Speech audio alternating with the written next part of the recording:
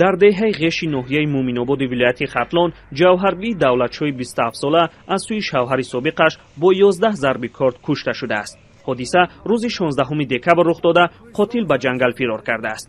як манбаи огоҳ аз парванда ва наздик ба мақомоти интизомии минтақаи Кӯлоб рӯзи 19 декабр ба радио Озодӣ гуфт, қотил пеш аз он ки ба худкушӣ даст занад, боздошт шудааст.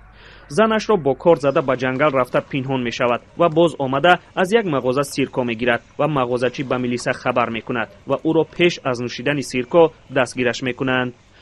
вазорати корҳои дохилии Тоҷикистон дар як хабарнома гуфтааст ки ин ҳодиса бар пояи хусумат ва рашк сурат гирифтааст. дар хабарнома аз гумонбар ном гирифта нашудааст ва танҳо ишора шудааст ки ӯ 28 сола буда ин корро дар назди фарзандонаш анҷом додааст.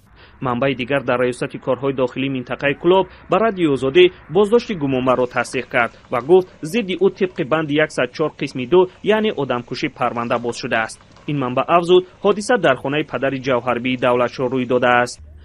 ҷавҳарбӣ як ҳафта пеш аз ҳамин ҳодиса аз ҳам ҷудо шуда буданд. онҳо дар ҳамин ҳамсоягӣ зиндагӣ мекарданд. омада мард ҷанҷол мебардорад ва бо корд занро 11 маротиба ба сару рӯяш мезанад ва зан дар ҳамон ҷои ҳодиса ба ҳалокат мерасад, гуфт манба. ҳоло аз Ҷавҳарбии Давлатшоҳ 2 тифли ятим монданд. ҷасади ӯро баъд аз ташхис ба хок супоридаанд. ба ҳамсари собиқи Ҷавҳарбӣ аз 15 то 25 соли зиндон таҳдид мекунад.